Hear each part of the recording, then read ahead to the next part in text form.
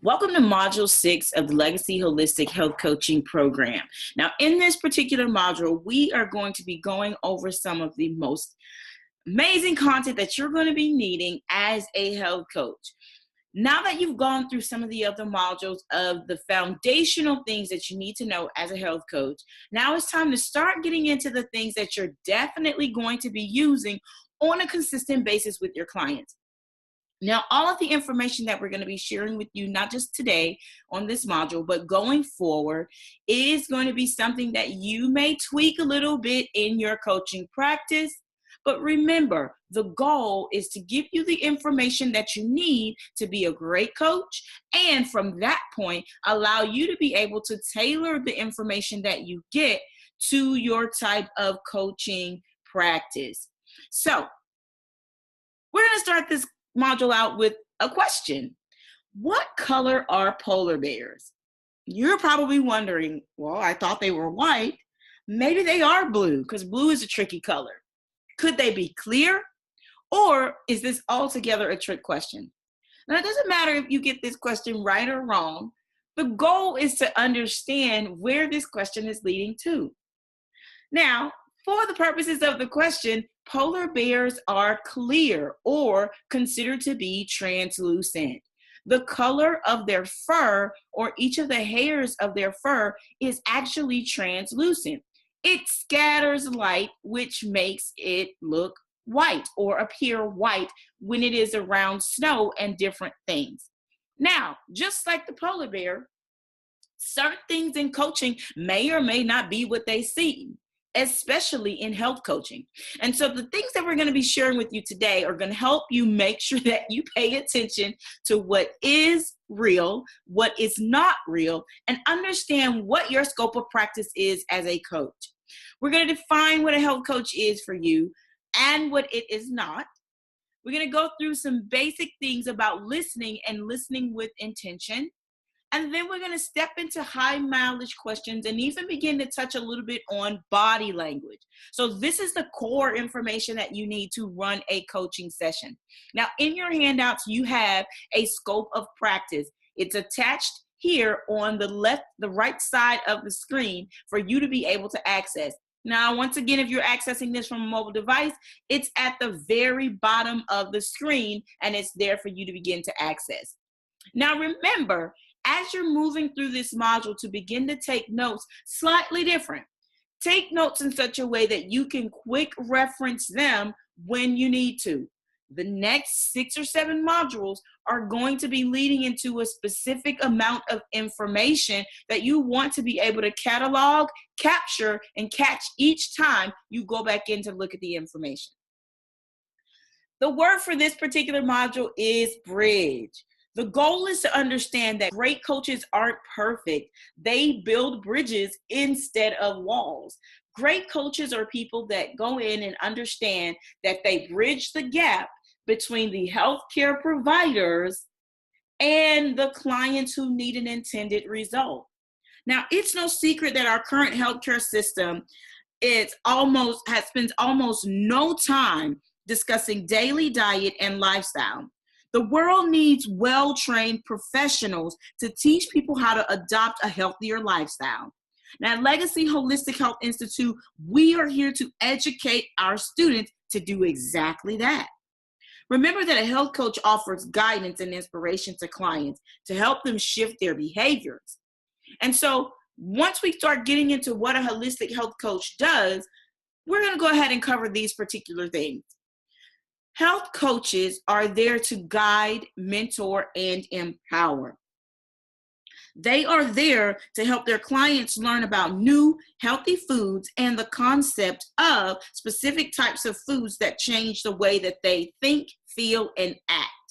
Remember, the Legacy Wheel shows that there are several other areas that impact our food choices, why we choose what we choose to eat, and how we go about functioning in that area of our life. The second thing that health coaches do is they support implementation of behavioral change. Health coaches focus on making sure that they teach clients how to become self-sufficient and observe their own unique responses to various modifications and choosing health promoting behaviors that work well for that client. The goal is to get your client to be able to implement the things that you suggest.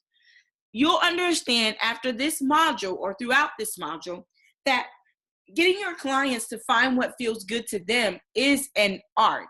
And part of that art is listening intently and then asking specific types of questions that garner engagement and get your clients to open up. The last thing that health coaches do that's super vital is leading their clients to take full responsibility.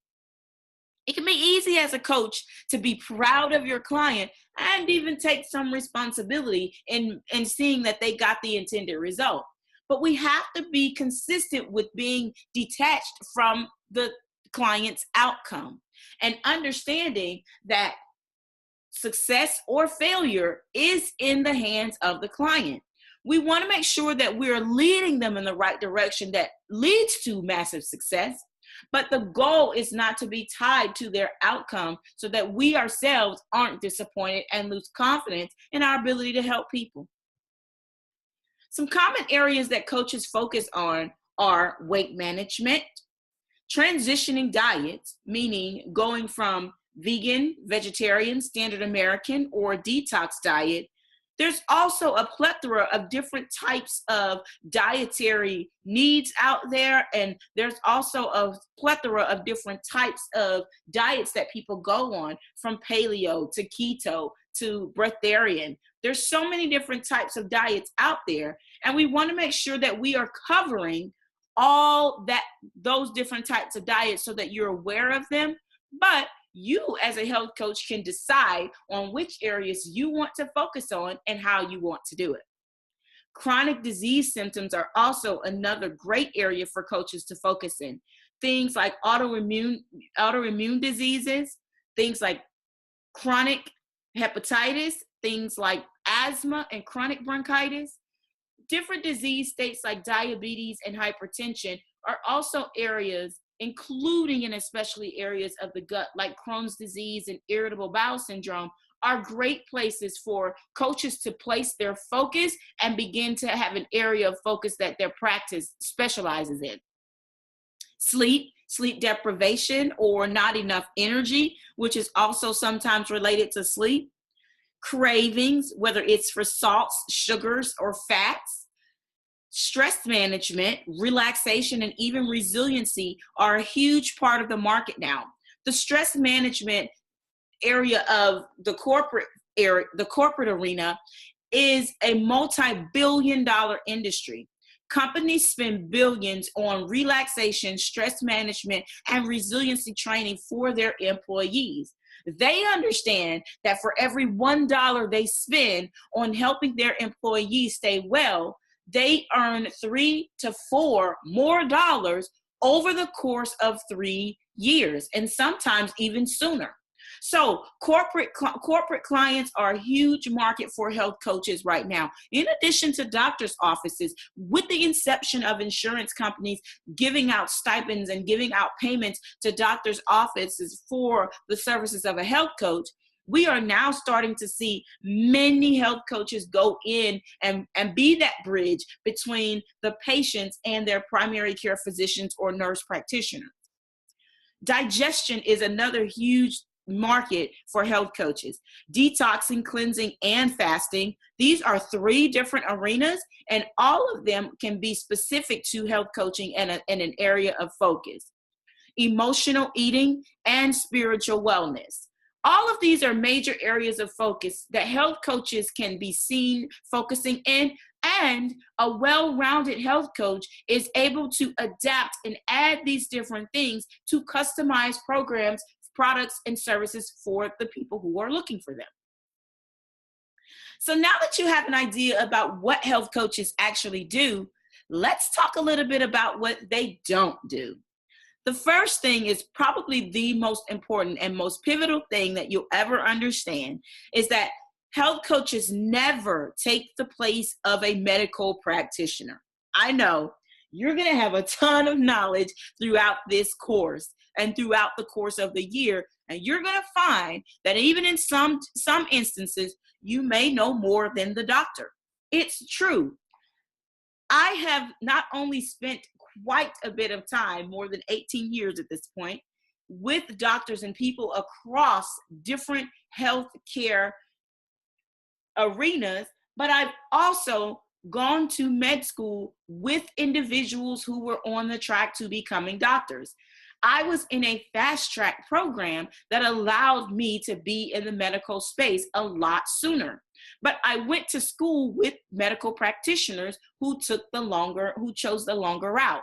Now, one of the things I will say here is that medical practitioners and in the core medical education, they are just now starting to integrate different types of integrative wellness courses into medical school education. But many of the primary care physicians out there and specialists have no knowledge of holistic healthcare, wellness, and no knowledge of weight management. They understand disease management and they understand medications. They understand the means to an end and a solution to the problem that the patient is seeing. They are familiar with fixing symptoms and making sure that the symptom goes away. That is the goal that they learn over all the years of school. So when a patient or a client has gone to their doctor and they feel like they haven't gotten enough out of it, they are probably right. And it's not because the doctor doesn't want to help them. It is more because they simply don't have the knowledge and expertise to be able to help the client or patient arrive at the intended solution. That is why it is so vitally important for you to be the bridge as a health coach. The goal is always to have the client understand that they need a team to keep them well. If they're participating in a movement or fitness program, they need that as a part of their legacy wheel. If they are also participating with a specialist because of a chronic disease state that they have, then that's also important. They should also have their primary care physician that they see once or twice a year on their birthdays, depending on how healthy they want to be and depending on what regimen they're on. And it's important that they work with you as well to make sure that they have a holistic lifestyle in place. So we have to be the bridge to bring all these pieces together holistically for our clients and for patients that we're working beside doctors and nurses with. The next thing that they do not do is diagnose, prescribe, or treat. Even if you see a client with specific types of symptoms, you can suggest certain things, but you can never diagnose a client or make note that you've diagnosed a client in any way, prescribe anything for treating something that you think a client may have. You can suggest that they do certain things or try certain remedies, but you cannot prescribe or assume to treat a specific disease state based on what you have asked them to do or the remedy you asked them to employ. They never promise wellness changes. Now, this is a good one because we want to make sure that we are detached from the outcome. You're going to be an amazing coach with all the awesome information that you're getting this year. But we want to make sure that you understand that the client must arrive at their victory on their own so that they can take full ownership and step into the power that they receive as a result of having a wellness lifestyle. So as a result of that, we can never in our advertisements, in anything that we speak or say that is out for public knowledge, promise an intended result to people who are our clients.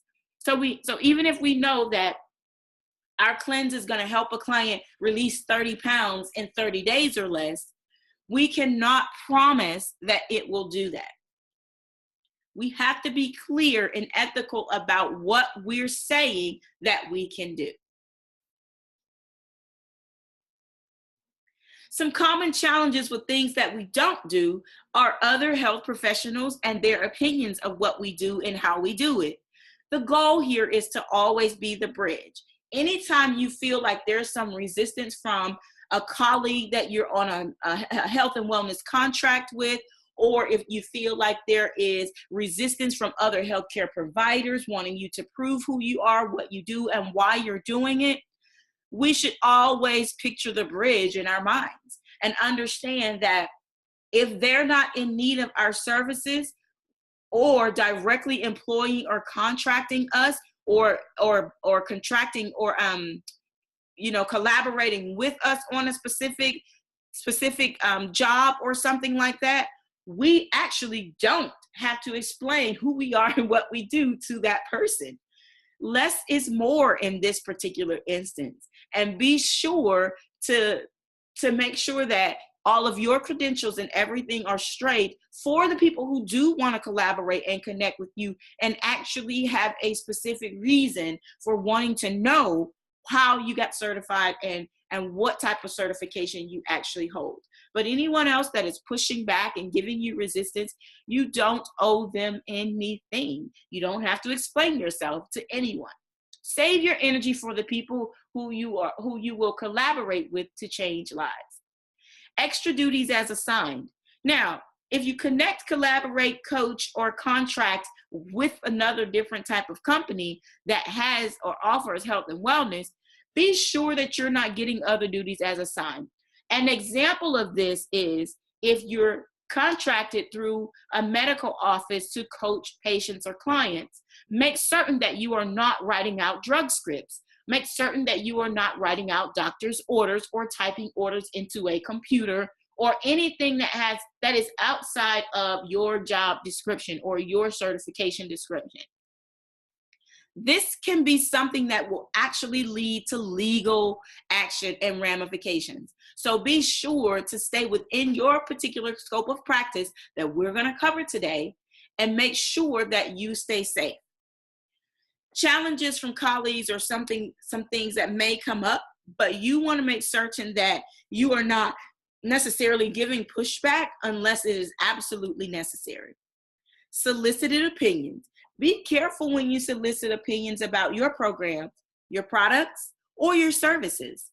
Make sure that in everything that you're doing, everything is coming specifically from a space of the highest confidence that you could possibly have about what you offer in the market space.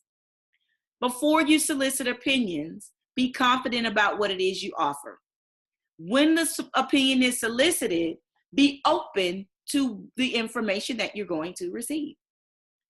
Religious healers.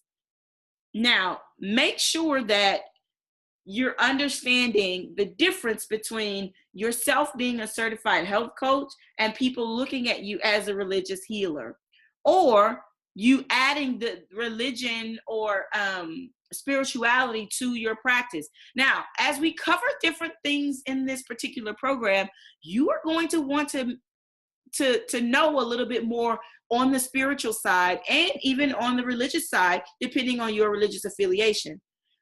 In this program, we do not teach a specific religious affiliation. We teach specific things to spirituality, but nothing in the form of religious affiliation.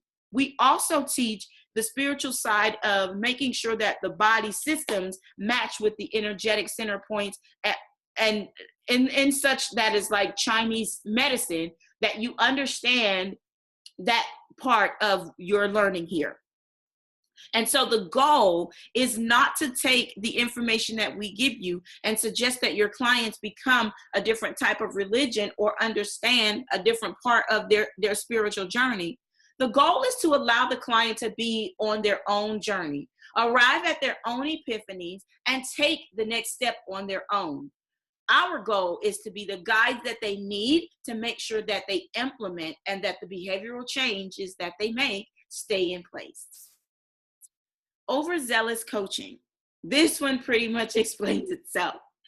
Promises of change. We can never promise our clients or patients that they're going to be healed or be rid of a disease or anything like that.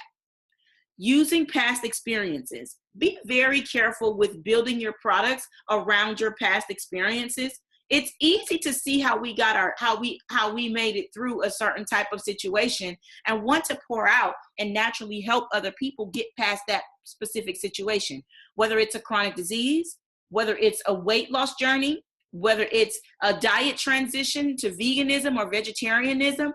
It's easy to be able to take this journey on our own and successfully do it and feel like we have to pour out and show other people how we did it.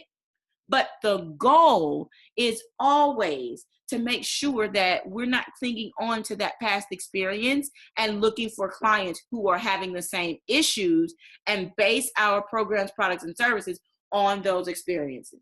You want everything that you do and you create for your clients to be able to evolve and to be flexible for the clients to be able to use it as well.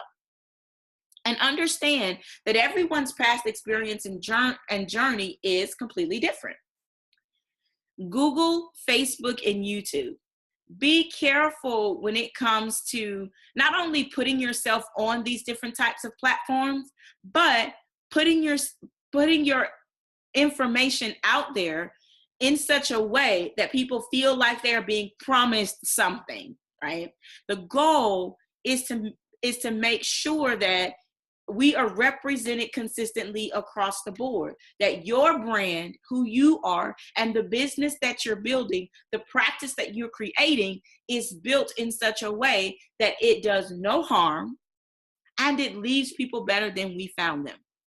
Even on these platforms, you'll see tons of controversial information that you will want to give your opinion on. Be careful about giving your opinion on social media and social outlets, because all of these things lead to your digital footprint and can be traced back to you from years ago.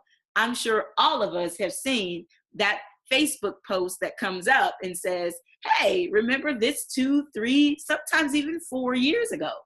So the goal is to be careful what you put out there and stand behind what it is you say you're able to do. Okay, now we're going to jump into the good part. We're going to jump into our scope of practice. Now, each of these different types of areas are things that are going to be a part of your specific practice, and they're common to every coaching practice. And so the goal is to understand when to move forward with the client and when to hold back.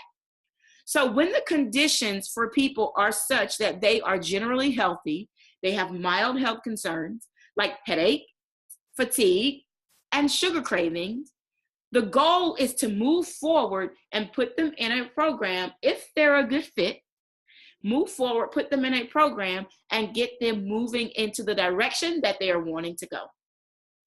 Now, if the prospect has some form of a disease process, or they have an advanced disease process like cancer, heart failure, kidney failure, HIV and AIDS, chronic liver failure. If they have these different types of disease processes going on, meaning that it is something that they show symptoms of every day, the goal is to not necessarily not work with these clients, but the goal is to throw up a red flag, or a red flag should come up for you, because this means that this person needs a team of support. They will need the specialist for the disease process that is happening.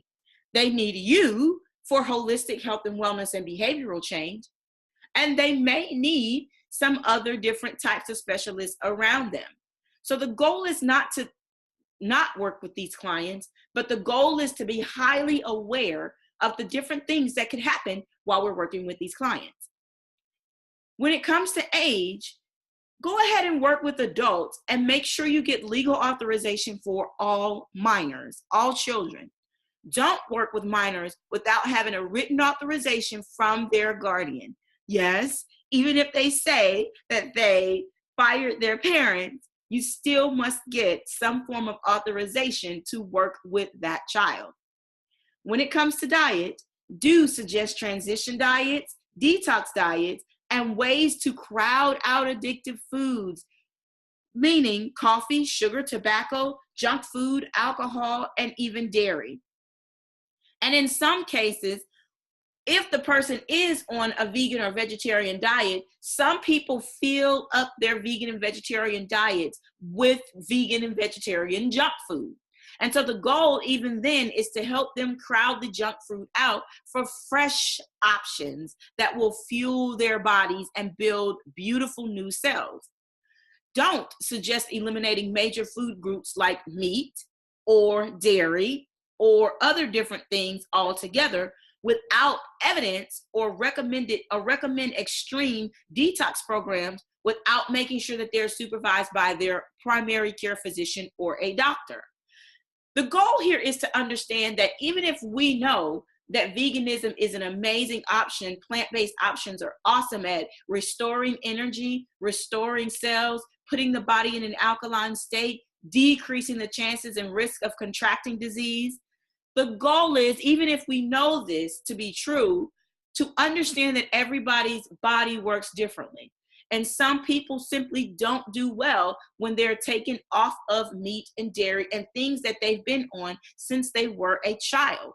And so the goal, if we're going to work with clients, is to make sure that if they're transitioning, that they transition safely and that they transition properly and effectively, meaning that they stay where they land.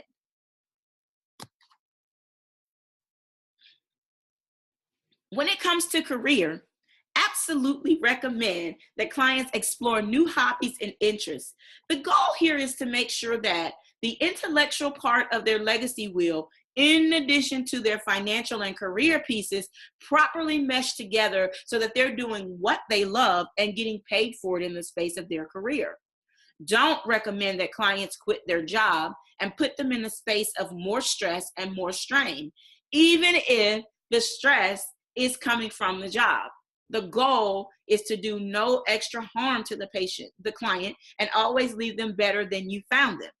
And so if this is the goal, we have to be sure that we're not making clients take extreme measures in their lives, but making sure that they stay safe as well while they pick up new habits and explore amazing things about themselves.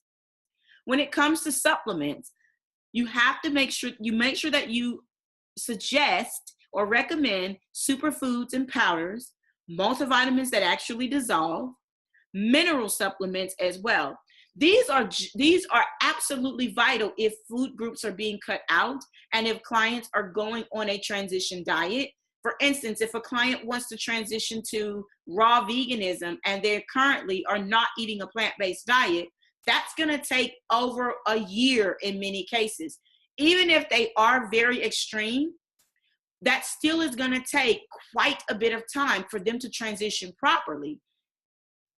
On average, it takes anywhere from 3 to 6 years for all of the effects of dairy and meat to clear out of the body completely, and for the patient or the client to see no harm being done from it any longer.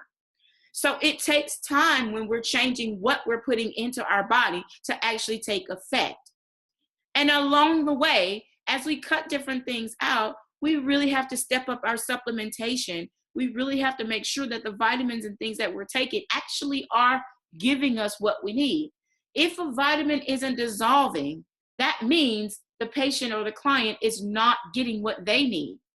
A great way to check the multivitamins is to take a small glass, and a shot glass works really, really well, and fill it with apple cider vinegar or a substance of equal strength and pH.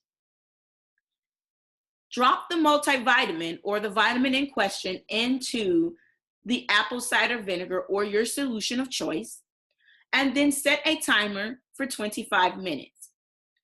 After 25 minutes, the vitamins should be completely dissolved with no specific type of clumps or anything left over.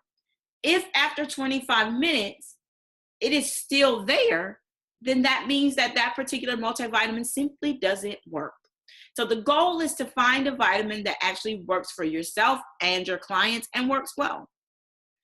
Don't recommend controversial supplements or doubling up in high dosing supplements, especially on transition diets. Another word of advice on transition diets is to make sure that a doctor is on board with that client as they transition. When it comes to relationships, always create time to talk about important and supportive relationships for your clients. Promote participation in social events so that they can meet new people on a regular basis. Support is so important and vital to being successful on a health and wellness journey. And great support is exactly what each of your clients are wanting. So we have to make sure that we're giving them exactly what they need and we're acknowledging the support that they get.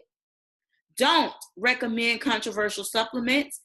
Don't promote, divorce or conflict with their family and friends.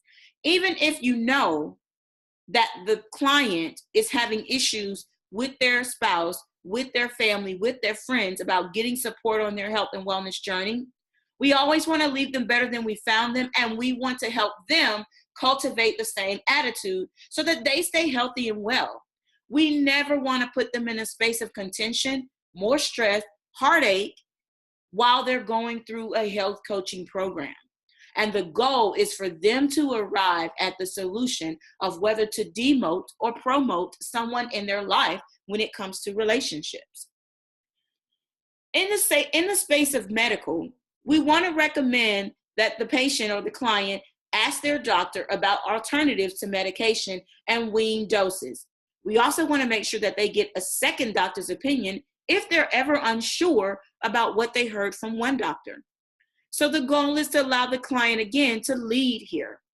Make sure that if they're on medications that they've been on for quite some time, that they never stop cold turkey. You're going to get clients that say that you are the answer to their prayers when it comes to their health and wellness journey. And they're going to want to drop all of their medications because they believe in you so much and the results that they know you can provide for them. Even if this is true, you have to be sure that you're weaning them off of medications because they can have a definitely detrimental effect to their health overall if something is stopped completely, especially if these medications have to do with their heart, their nervous system, their brain, their energy, and even their weight loss. Be sure that they are weaning off of medications instead of just stopping them. Don't suggest that clients stop taking their medications without evidence warranting such change, or that they stop seeing their doctor. Remember, we are the bridge. We are not the walls that shut other healthcare professionals out. When it comes to spirituality, we always want to advise our clients to be able to engage in a space of self-reflection and get out and experience nature and get fresh air. We find that when we're out in nature and among living things and high vibrational energy, we are in a space to be able to think clearer, and we're in a space to be able to make better decisions faster. We never want to advise our clients to change religious affiliations or engage in a certain kind of belief system. If they decide on their journey with you to engage in a certain type of belief system or religious affiliation, allow them the freedom and space to be able to do that and support them. Now, a word of advice here, if you are deciding to be a health coach that is specifically backed by a religious affiliation, the goal is to make sure you are this type of coach across the board. Remember, when you start out with a specific type of affiliation with your style of coaching, whether it's a religious affiliation, and even if it's an affiliation with being a fitness health coach or an affiliation with being a digestive health coach or a gut health coach, make sure that that is the thing that you want to do for a long time. It's hard to retract once you said that this is what you actually specialize in and do. Think of social media and think of your footprint out there as a delayed response. People are going to reach out to you years later, even if you don't do that specific thing anymore. So be careful and try to be as sure as possible. We know brands change all the time, but try to be as sure as possible about what it is you want to be as a health coach. And if you're not sure, then be a general health coach until you can decide or until you're led in a specific way to affiliate with something. When it comes to liability, do get liability insurance and use the client agreements that we will provide for you. Now remember, this agreement is not the end all be all. Be willing to tweak this agreement, edit this agreement, and change it to suit your practice. Don't call yourself a registered dietitian or a nutritionist or a personal trainer or anything else that requires a different type of education and certification to become. Don't worry, people are still going to try to put you in the category of these particular things. Your goal as a health coach is to make certain that people hear you about what it is you actually do and who you are. Now we'll say a word about listening and being effective at listening. One of the most sincere forms of respect is actually listening to what someone has to say. Here are a few tips on listening. The goal here is to remain curious about what your client has to say. Always make sure if you're meeting in person that you're in an environment that is conducive to listening. Sit in one place and don't move around. This can effectively throw off the attention of your client, and it can also throw off the intentions of the meeting. Listen with your whole body. And this means listening with your ears, listening with your eyes, and paying attention to what the client is doing, listening with your mind and being intuitive, even if this is over the phone. And it is also about listening with your gut and follow your intentions and what you feel. Keep strong eye contact and understand that words have different meanings to different people, but paying attention to someone when you're in front of them is exactly the thing that allows people to understand that they are being listened to and that they are being respected.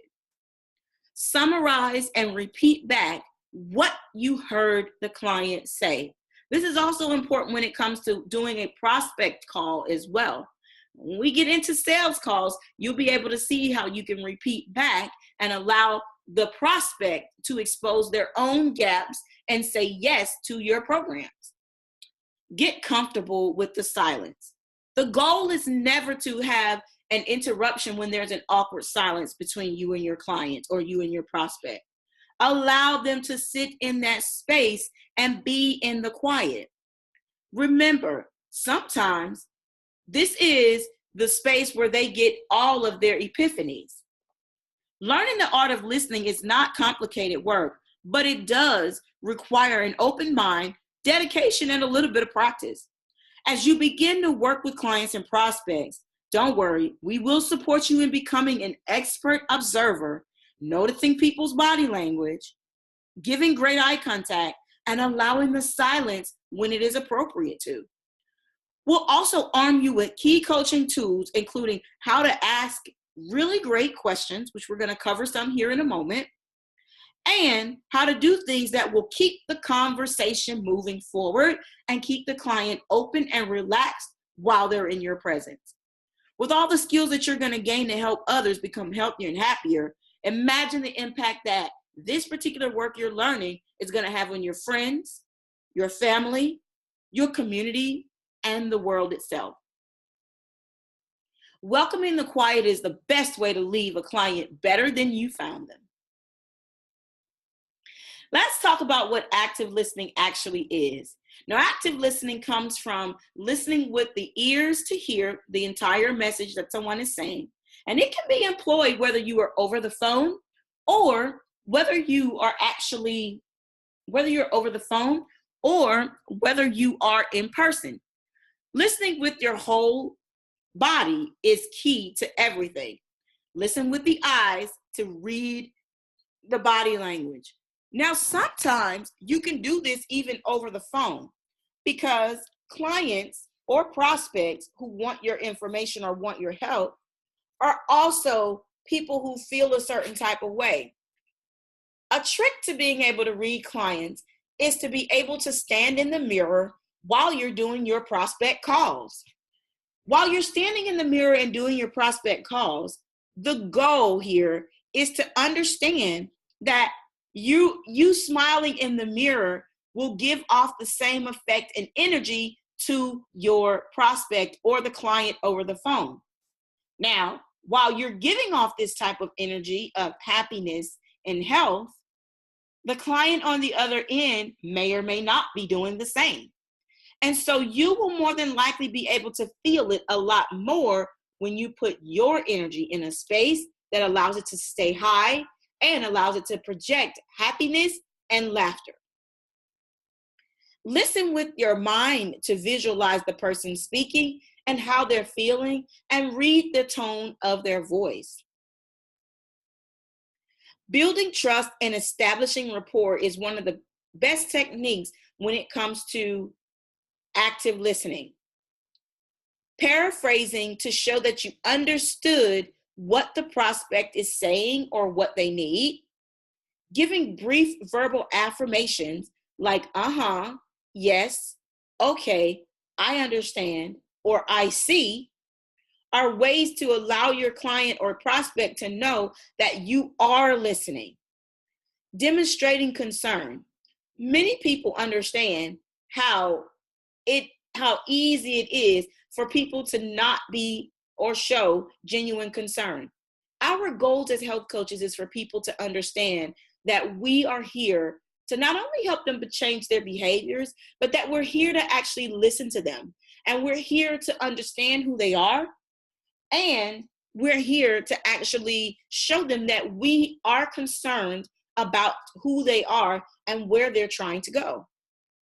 Nonverbal cues that show understanding, like shaking your head or pointing your hand at them to say, yes, I get it, or anything that affirms that you understand what they are saying. Here are some high-range questions if the conversation gets stuck or the conversation gets to a place where it's difficult to get the client out of, or you see that the client is trying to get to a space of coming to their own aha moment or their own epiphany. Here are some questions to start getting the conversation going. Why do you believe this is your truth? And we specifically use the words you and your rather than the truth or someone else's truth. You want the client to take full responsibility and ownership of their outcome. What is the evidence of why this is true for you? Could this be a symptom rather than a source? You may get clients that come to you because they're having symptoms of different things. And even though they've never been diagnosed with a specific type of disease, they may say, I think that I have. And sometimes they take ownership of disease processes that they think are in their bodies. Now, remember the module where we talked about the subconscious and the unconscious mind and the conscious mind. When we allow clients to imprint disease processes into their minds without helping them navigate through whether or not these are just symptoms, we want to make sure that we're not imprinting those types of things into their mind so that it then becomes who they actually are. So it's very powerful to help clients understand that these could be symptoms and not a source. Now, if you see physical evidence on the body, shortness of breath, fingernails that look unhealthy, teeth and eyes that look unhealthy, if we see different things on a patient or a client that are evidence of what they have said, then yes, we want to make sure that we're suggesting they see a specialist or suggesting that they make sure that they get their primary care physician on board with their journey. How will this serve you? What is a way to expand your life in that area? This one is a great question to use when you're going through the legacy wheel. What are the moments of choice in this situation? And what do you think or feel is out of balance. Now let's talk a little bit on body language. Now everyone's body language is a little bit different, but there are a few different types of body language that we all give off as human beings that are universal. When it comes to tension, a person's body gets tense, they get stiff, their brow gets wrinkled, they even have jerky body motions, their hands are usually clasped in front, or their palms are down, face down on their table. These can indicate concerns with the topic that you're discussing or with the other person. Protected. Usually when people feel protected or they're fearful or feel like they need to protect someone or somebody, they fold their arms in front of their chest. They create a barrier of some kind. Sometimes you'll see them push back in their seat and slide their seat from under the table as if to stand up, but just to give them some space when they feel overwhelmed with the subject. It also shows that they're expressing some type of resistance to whatever the topic is that is of discussion. When they're bored, some people put their hands over their face or even over their mouth as a gesture over their closed mouth. They're leaning into one elbow with their hand over their face or their chin into their hand. This is a universal sign that literally communicates boredom. If they're distracted, you'll see people fidgeting, moving their arms around or moving around a lot. They can't seem to stay still. They're playing with things. They're on their phone intentionally, drumming their fingers on a desktop or a tabletop. These are signs of boredom, but they can also be signs of nervousness and impatience. When a client or prospect feels relaxed with you, they place their arms behind their head or they lean back in their chair in approval. In a well-established relationship, this can be a very relaxed gesture. This could mean that sometimes they're wanting to enter more of the friend zone instead of the coaching and client zone with you. But the goal is to help them understand what is required in the relationship that you have with your clients. In a new relationship, this is especially important. This could be a sign of them opening up or not being too serious about what's being talked about. When it comes to yawning, it could also be a sign of boredom and confusion.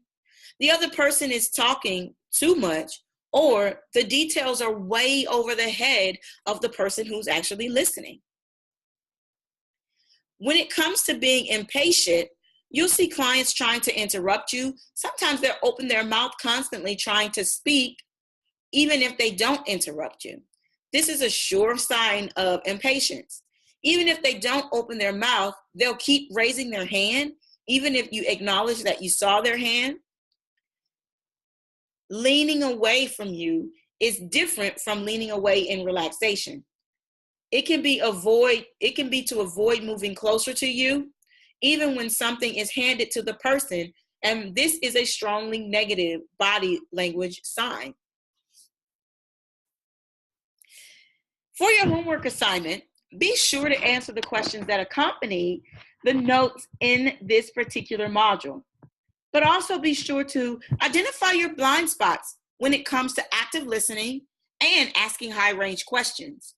Make sure that you understand which questions are going to be super easy for you to ask your clients and prospects, and which questions are going to pose a little bit of a challenge to you as you grow with your clients and prospects.